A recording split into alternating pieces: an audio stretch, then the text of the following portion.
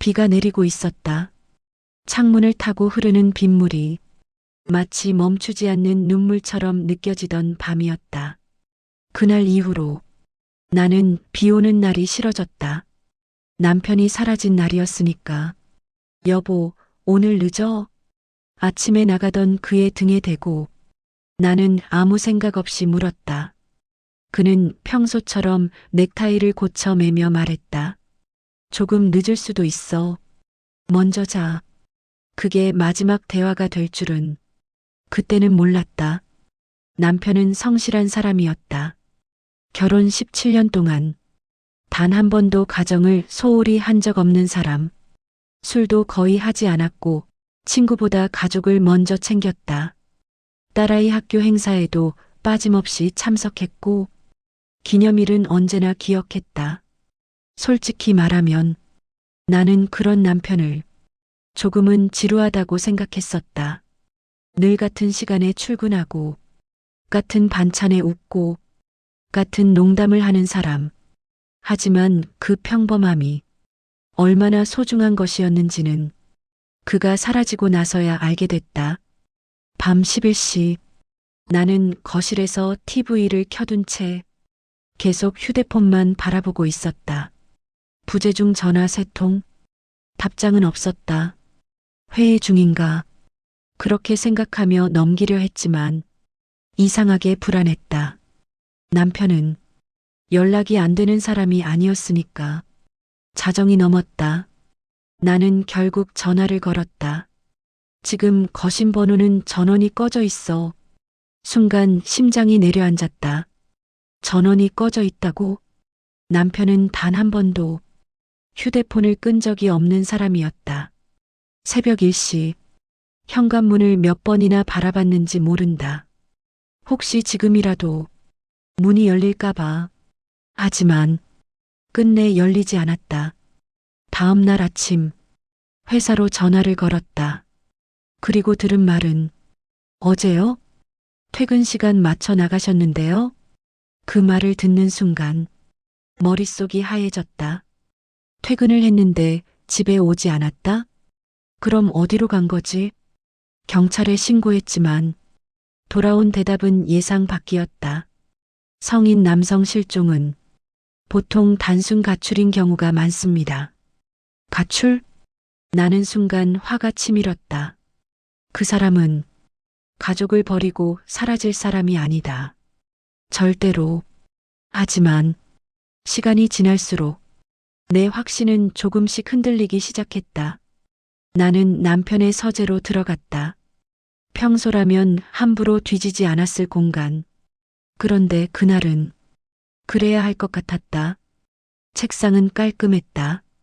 너무 깔끔해서 오히려 낯설 정도로 마치 누군가 정리해 놓고 떠난 것처럼 서랍을 하나씩 열어보던 그때였다.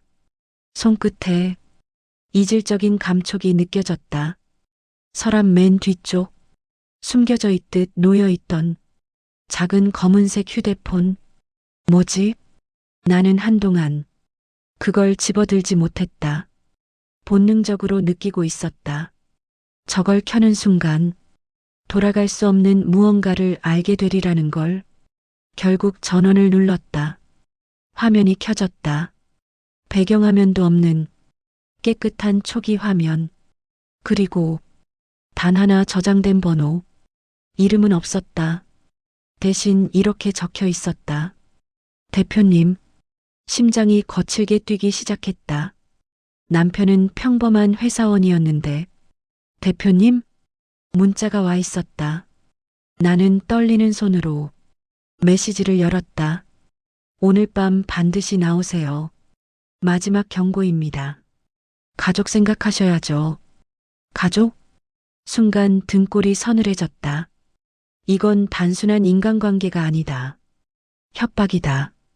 누군가가 남편을 압박하고 있었다. 그때였다. 휴대폰이 다시 울렸다. 모르는 번호. 하지만 직감적으로 알았다. 대표님이다. 전화를 받을까 말까? 숨이 막힐 듯 고민하다가 결국 통화 버튼을 눌렀다. 여보세요. 잠시 침묵. 그리고 낮게 가라앉은 남자의 목소리. 핸드폰. 왜 다른 사람이 받죠? 온몸에 털이 곤두섰다. 나는 겨우 입을 열었다. 누구세요? 잠깐의 정적. 그리고 그 남자가 웃었다. 소름 끼칠 정도로 조용하게. 아, 와이프군요. 심장이 멎는 줄 알았다. 그는 아무렇지도 않게 말했다. 남편분이 아무 말도 안 했나 보네요. 무슨 말이죠? 몇 초의 침묵. 그리고 떨어진 한마디. 남편분, 평범한 사람 아닙니다. 그 순간이었다. 나는 깨달았다. 나는 지금까지 남편에 대해 아무것도 모르고 살았다는 걸. 전화는 먼저 끊긴 쪽이 내가 아니었다. 그 남자였다. 마치 할 말은 끝났다는 듯 아무렇지도 않게 나는 한동안 휴대폰을 귀에 댄 채 서 있었다. 손이 떨렸다. 심장이 너무 크게 뛰어서 귀 안쪽이 울릴 정도였다. 남편이 평범한 사람이 아니라고? 그게 무슨 뜻이지? 도대체 당신은 누구였던 거야? 나는 다시 그 번호로 전화를 걸었다. 하지만 없는 번호입니다. 없는 번호? 방금까지 통화했는데 온몸이 서서히 차가워졌다. 누군가 의도적으로 기록이 남지 않도록 만든 번호였다. 그날 밤 나는 단 한숨도 자지 못했다. 17년의 결혼 생활이 머릿속에서 필름처럼 지나갔다. 하지만 이상하게도 기억나는 건 모범적인 남편의 모습뿐이었다. 흠잡을 곳 없는 사람. 그래서 더 무서웠다. 완벽한 사람은 대개 뭔가를 숨기고 있으니까. 아침이 되자 나는 다시 서재로 들어갔다. 검은 휴대폰을 천천히 살폈다. 통화 기록 없음, 사진 없음, 앱도 거의 없음, 오직 문자 몇 개뿐. 전부 같은 번호였다. 대표님, 그때 문득 이상한 점이 눈에 들어왔다. 휴대폰 설정. 나는 무심코 내 정보를 눌렀다. 그리고 숨이 멎었다. 거기에 적힌 이름은 남편의 이름이 아니었다. 김도현. 우리 남편은 김도현이 아니다. 순간 머릿속이 하얘졌다. 그럼 이건 누구 휴대폰이지? 설마 가짜 이름? 이중신분? 손끝이 얼어붙은 듯 움직이지 않았다. 그날 오후 초인종이 울렸다. 경찰이었다. 잠깐 이야기 좀 나누시죠. 나는 무언가 발견됐다는 직감에 심장이 내려앉았다. 하지만 그들이 꺼낸 말은 전혀 예상 밖이었다. 남편분 차량이 발견됐습니다. 어디서요? 외곽 폐창고 근처입니다. 폐창고? 왜 그런 곳에? 남편은 그쪽에 갈 이유가 없는 사람이었다. 경찰차를 타고 이동하는 내내 창밖 풍경이 전부 흐릿했다. 머릿속엔 오직 한 생각뿐. 제발 사람만 있어줘. 차는 곧 멈췄다. 사람 그림자 하나 없는 적막한 공간. 바람이 스칠 때마다 녹슨 철문이 삐걱거렸다. 나는 본능적으로 느꼈다.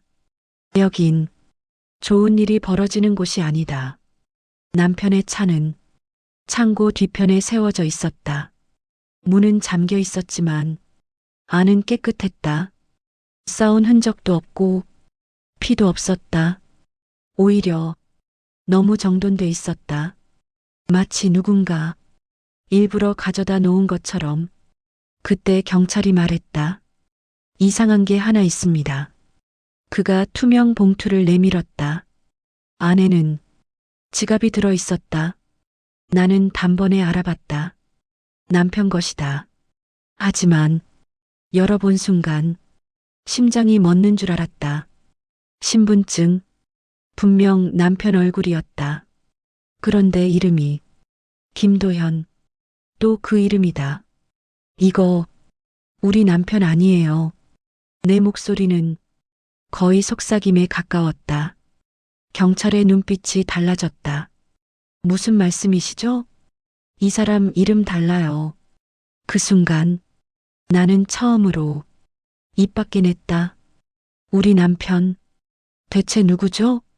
집으로 돌아오는 길, 세상이 낯설었다. 17년을 함께 산 사람이 가짜 이름을 쓰고 있었다니. 나는 도대체 누구와 결혼했던 걸까? 그날 밤 딸아이가 물었다. 엄마, 아빠 언제 와? 나는 대답하지 못했다. 대신 아이를 꼭 끌어안았다. 이제 깨닫고 있었다. 이건 단순한 실종이 아니다. 우리가 알던 삶 자체가 거짓일지도 모른다. 그리고 바로 그때 문자가 도착했다. 검은 휴대폰이었다. 찾아다니지 마세요. 위험해집니다. 손이 멈췄다. 곧 이어진 두 번째 문자. 남편이 왜 사라졌는지 알고 싶지 않으십니까? 심장이 미친 듯 뛰었다. 나는 떨리는 손으로 답장을 보냈다. 당신 누구야? 몇 초 후 답장이 왔다. 짧았다. 하지만 모든 걸 무너뜨리기엔 충분했다. 남편분 이름은 김도연이 맞습니다. 적어도 우리 세계에서는. 나는 그 자리에서 주저앉았다. 우리 세계라니. 그 말의 의미를 그때는 몰랐다.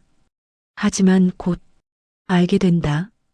상상조차 못한 방식으로 문자를 읽은 뒤 나는 한동안 움직이지 못했다.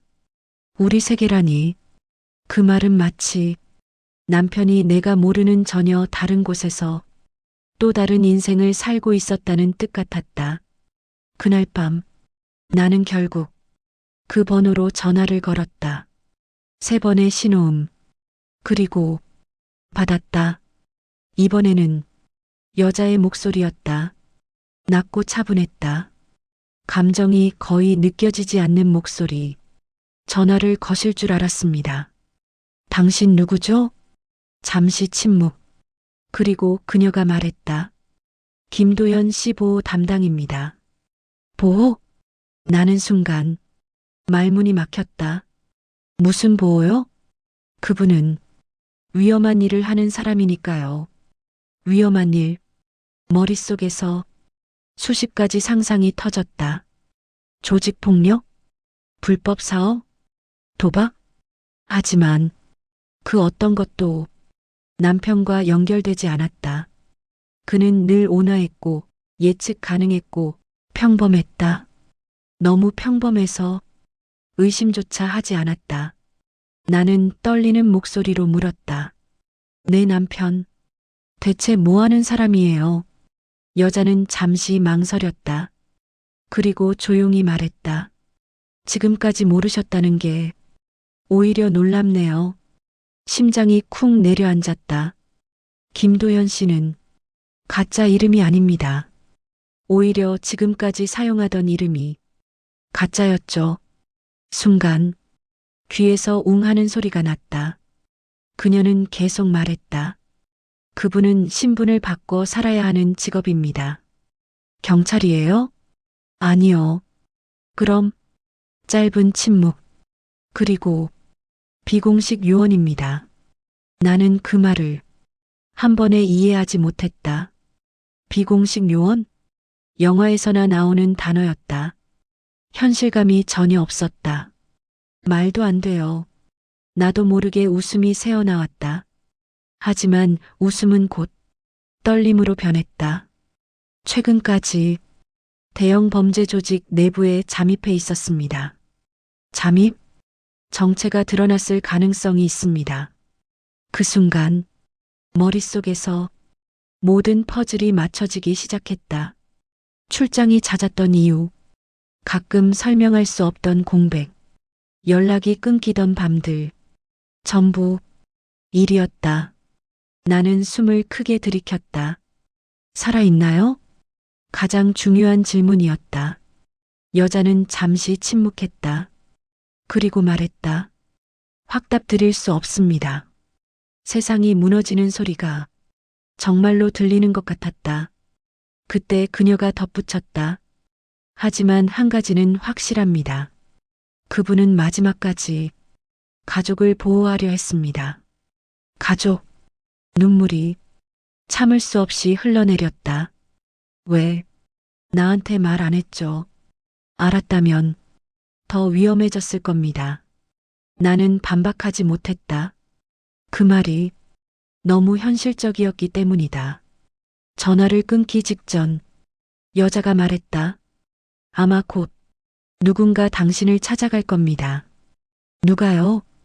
적일 수도 있고 우리 쪽 사람일 수도 있습니다. 그러니 오늘부터 낯선 사람이 접근하면 절대 문 열어주지 마세요. 전화가 끊겼다. 집안이 숨막히게 조용했다. 나는 처음으로 깨달았다. 지금 나는 실종자의 아내가 아니라 표적이 될 수도 있다는 걸. 그날 새벽 2시 나는 인기척에 눈을 떴다. 분명히 현관 쪽에서 무언가 긁히는 소리가 났다. 사각, 사각. 숨이 멎을 것 같았다. 천천히 다가가 문 아래를 봤다. 검은 그림자가 스쳐 지나갔다. 그리고 툭 무언가 떨어지는 소리. 몇 분 후 나는 겨우 문을 열었다. 바닥에 봉투 하나가 있었다. 보낸 사람 없음. 안에는 사진 한 장이 들어 있었다. 보는 순간 비명이 터질 뻔했다. 남편이었다. 묶여 있었다. 얼굴엔 피가 말라붙어 있었다. 사진 뒤에는 짧은 문장이 적혀 있었다. 찾고 싶으면 혼자 오세요. 경찰에 알리면 시체로 돌려보냅니다. 손에서 사진이 힘없이 떨어졌다. 그때 깨달았다. 이건 기다리는 싸움이 아니다. 선택해야 한다. 모른 척하고 숨을 것인가? 아니면 지옥 속으로 들어갈 것인가? 나는 결국 사진을 다시 집어들었다. 그리고 속삭였다. 갈게. 하지만 그 선택이 어떤 결과를 부를지 그때는 전혀 몰랐다. 내가 들어가게 될 곳이 돌아오기 어려운 세계라는 걸. 나는 거의 뜬 눈으로 밤을 지새웠다. 창밖이 희미하게 밝아올 때까지 사진 속 남편의 얼굴이 머릿속에서 떠나지 않았다. 피로 얼룩진 입술, 힘없이 내려앉은 고개, 살아있을까? 그 생각 하나만 끝없이 반복됐다. 봉투 안에는 주소가 하나 더 적혀 있었다. 도심에서 꽤 떨어진 곳, 처음 보는 지역이었다. 나는 몇 번이나 고민했다. 경찰에 신고할까? 하지만 사진 뒤 문장이 머릿속을 붙잡았다. 경찰에 알리면 시체로 돌려보냅니다. 그 문장은 협박이 아니라 경고처럼 느껴졌다. 이상할 정도로 현실감이 있었다. 결국 나는 혼자 움직이기로 했다. 누군가에게 말하는 순간 남편이 죽을 것만 같았다. 차에 올라탔을 때 손이 심하게 떨렸다. 시동을 몇 번이나 껐다 켰다. 지금 돌아가면 아무 일도 없던 것처럼 살 수 있을까? 아니, 이미 늦었다. 나는 엑셀을 밟았다. 주소가 가리킨 곳은 폐쇄된 공장 지대였다. 녹슨 철문, 깨진 창문, 사람의 기척이라고는 전혀 느껴지지 않았다. 차 문을 여는 순간 차가운 공기가 폐 속으로 파고들었다. 본능적으로 알 수 있었다. 여긴 위험하다. 나는 천천히 걸음을 옮겼다. 그때였다. 뒤에서 목소리가 들렸다. 혼자 오셨네요. 심장이 튀어오를 듯 뛰었다. 돌아보자. 검은 코트를 입은 남자가 서 있었다. 마흔쯤 되어 보였다. 표정이 지나치게 침착했다. 누구세요? 그는 대답 대신 내 얼굴을 잠시 바라봤다. 마치 확인하듯이. 그리고 말했다. 생각보다 강한 분이군요. 남편은요. 내 목소리는 내 것이 아닌 것처럼 떨렸다. 그는 고개를 살짝 기울였다. 김도연 씨라. 그 이름을 듣는 순간 이 사람이 적이라는 확신이 들었다. 어디 있죠? 급하시네요. 살아있습니까? 그는 잠시 침묵했다. 그리고 말했다. 지금은요. 지금은 그 두 글자가 심장을 찢었다. 남자는 손짓했다. 따라오세요. 나는 망설였다. 지금 도망치면? 아니, 그럴 수 없었다. 남편이 저 어딘가에 있다. 나는 그의 뒤를 따라 공장 안으로 들어갔다. 안은 생각보다 넓었다. 그리고 사람이 있었다. 최소 5명. 모두 나를 보고 있었다. 그 시선에는 온기가 없었다. 그때 구석에서 신음소리가 들렸다. 나는 본능적으로 고개를 돌렸다. 그리고 숨이 멎었다. 남편이었다. 의자에 묶여 있었다. 얼굴은 더 심하게 망가져 있었다.